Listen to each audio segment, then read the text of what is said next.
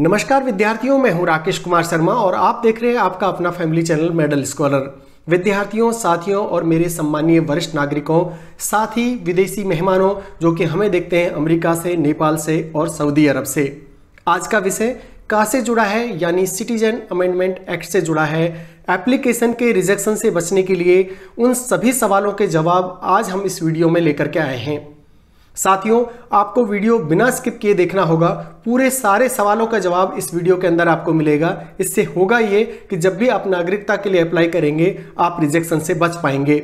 बहुत सारे सवाल हैं जो कि हमारे दर्शकों को करते हैं परेशान, जैसे का क्या है, का के तहत किन्हें मिलेगी नागरिकता, फॉर्म कैसे भरे जाएंगे, फॉर्म कहाँ भरे जाएंगे, अगर कोई दर्शक के प्रति कोई केस हो रखा है तो उसका क्या होगा, फॉर्म में क्या भरना होगा, बैचलर और शादीशुदा के लिए क्या अलग अलग फॉर्म है, कैसे दस्तावेज जरूरी है, दस्तावेज नहीं है तो क्या करना होगा, प्रमाण पत्र कैसे प्राप्त करें। ये सारे सवाल हैं जो कि दर्शकों को करते हैं परेशान। यही कारण है कि मेडल स्कॉलर से जुड़ा हुआ हर दर्शक अपने आप को सेफ महसूस करता है, क्योंकि उसके सभी सवालों के जवाब मेडल स्कॉलर पर आसानी से मिल जाते हैं। जो भी भाई बहन का के तहत अपनी नागरिकता को अप्लाई करेंगे और भारतीय नागरिक बनेंगे, उनका तहे दिल से मैं एक तरीके से वेलकम करता हूं। इंडियन फैमिली में उनका बहुत ज़्यादा स्वागत है। आप आराम से अपनी नागरिकता लीजिए, अपने बच्चों को पढ़ाइए, उनके सरकारी नौकरी का सपना पूरा कीजिए। मेडल स्कॉलर की टीम हर कदम पर आपके साथ खड़ी है। तो चलिए करते हैं शुरुआत आज के इस बहुत अच्छे वीडियो की। साथियों, केंद्र सरकार ने लोकसभा चुनाव से ठीक पहले नागरिकता संशोधन अधिनियम यानी सिटीजन अमेंडमेंट एक्ट 2019 को लागू करने की घोषणा की है। विवादास्पद कानून को पारित किए जाने के 4 साल बाद केंद्र ने इसके नियमों को नोटिफाई भी कर दिया है। सरकार के इस कदम के बाद पाकिस्तान, बांग्लादेश और अफगानिस्तान से 31 दिसंबर 2014 से पहले भारत आने वाले गैर मुस्लिम प्रवासियों को नागरिकता प्रदान करने का रास्ता साफ हो गया है। क्या है का, आइए देखते हैं। सीएए के बारे में नागरिकता संशोधन अधिनियम यानी सीएए का उद्देश्य धार्मिक उत्पीड़न के कारण भारत में शरण लेने वाले व्यक्तियों की रक्षा करना है। यह उन्हें अवैध प्रवासन कार्रवाई के खिलाफ एक ढाल प्रदान करता है, यानी उनके एक बचाव का एक रास्ता है।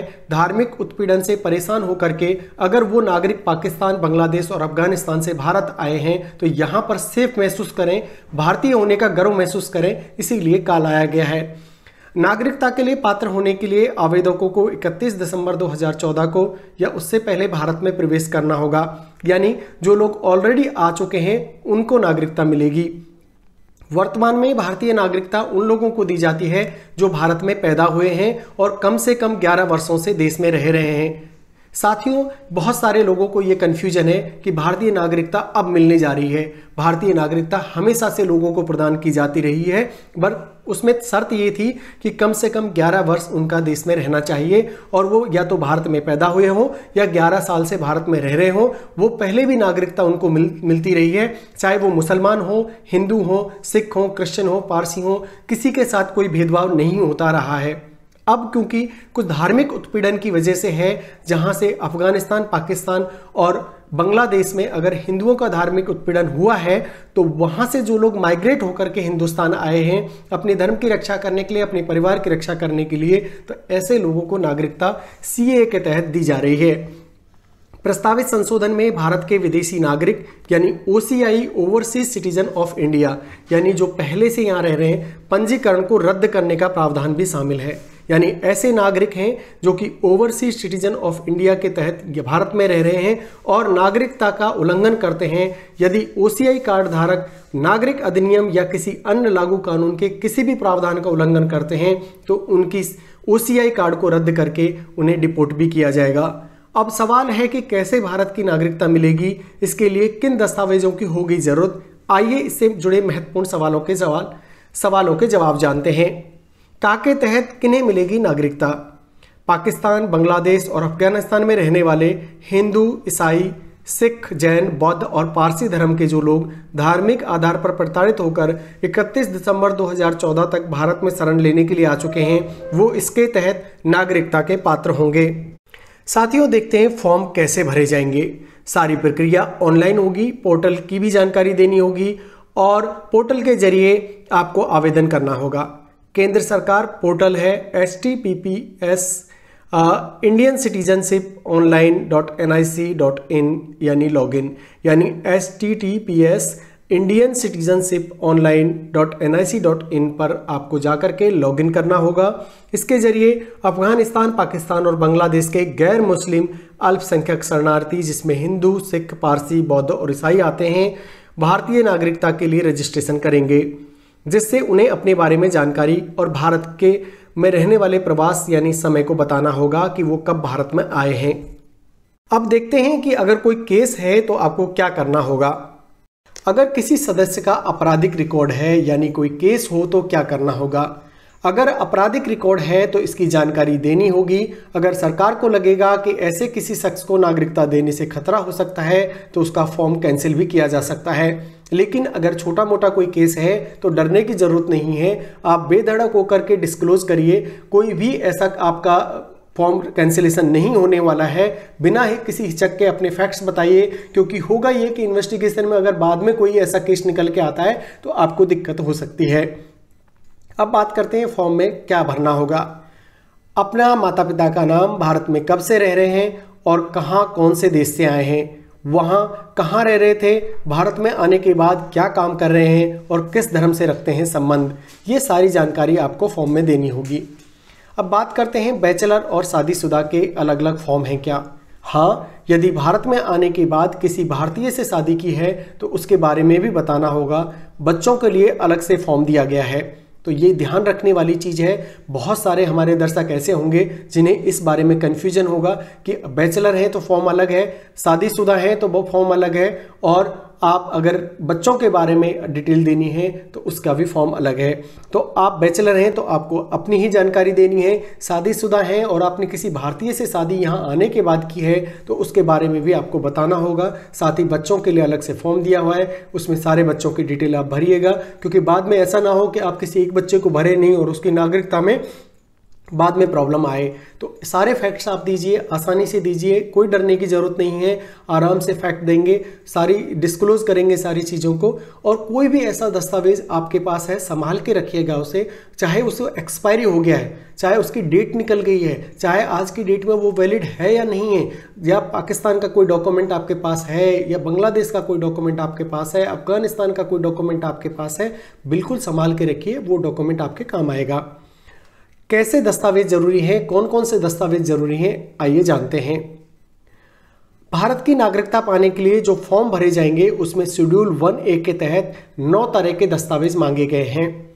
शेड्यूल 18 के तहत 20 तरह के और शेड्यूल 1C के तहत एफिडेविट देना होगा। यानी 1A के तहत तो दस्तावेज मांगे गए हैं वो आपको 9 तरह के हैं, और आपको शेड्यूल 18 के तहत है वो 20 तरह के, और शेड्यूल 1C के तहत कोई भी डॉक्यूमेंट नहीं है तो एफिडेविट देना होगा।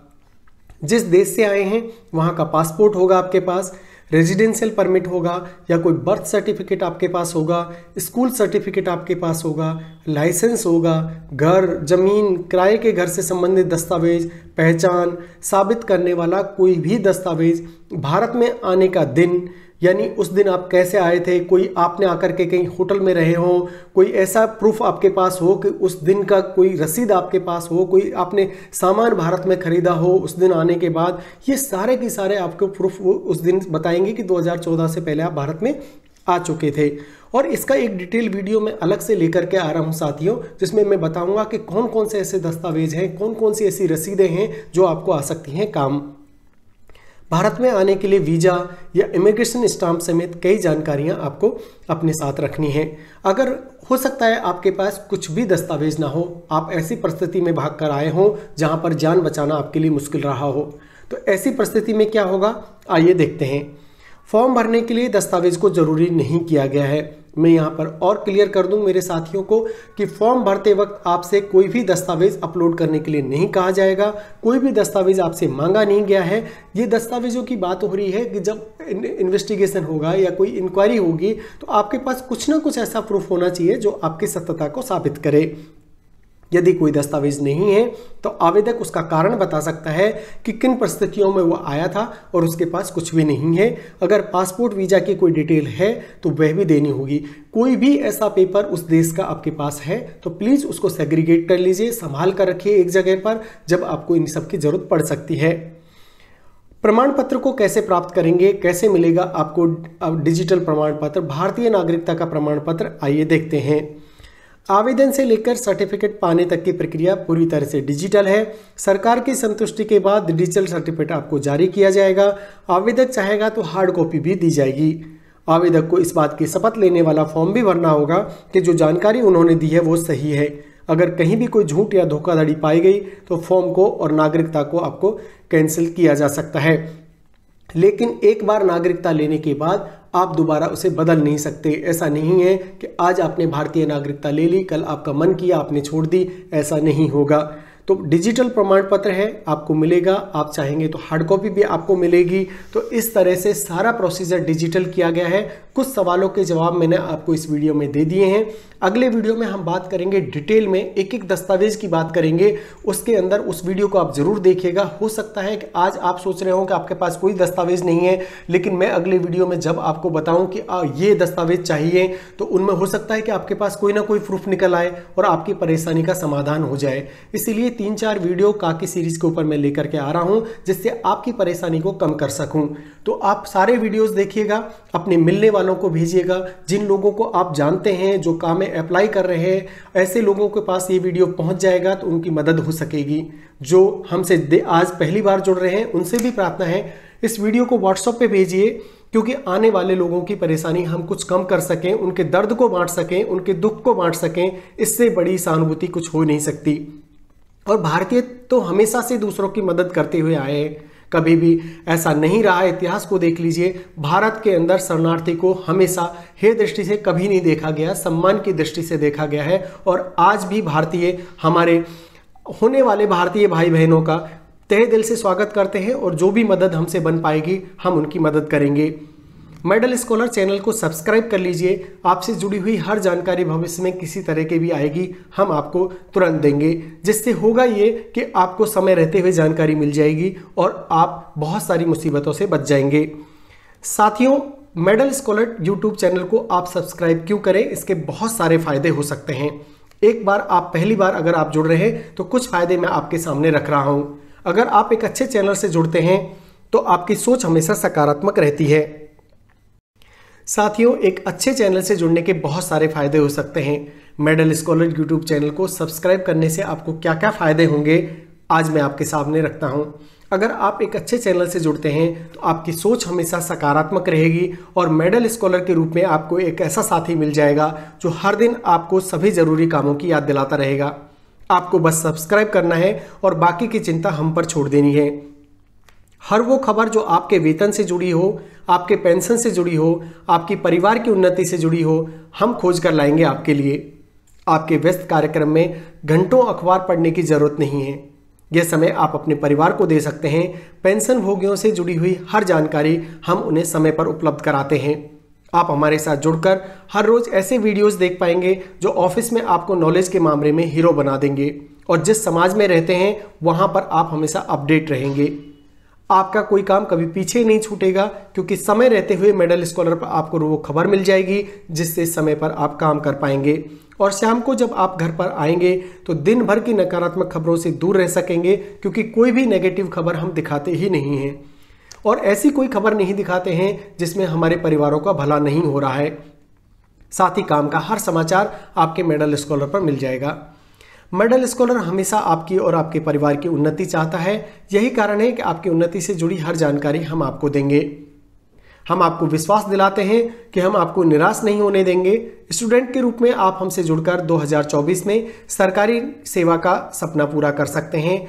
और जो भारतीय हमसे आप पहली बार जुड़ेंगे या जो भी हमें विदेश से देखते हैं, जो हमारे भारतीय भाई बहन वहाँ रह रहे हैं, अमेरिका की बात करें, सऊदी अरब की बात करें या फिर नेपाल की बात करें, उनका भी मैं तहे दिल से शुक्रगुजार हूं कि वो हमें पसंद कर रहे हैं, उनकी ज़रूरत की खबर उन्हें मेडल स्कॉलर पर मिल पा रही है। आज का वीडियो देखने के लिए बहुत बहुत धन्यवाद साथियों। मिलते हैं अगले वीडियो में, जो भी के आधारित है, उसमें बहुत सारे प्रश्नों के जवाब उसमें दिए गए हैं, कौन कौन से डॉक्यूमेंट्स हैं वो भी आप जरूर देखिएगा। बहुत बहुत धन्यवाद साथियों।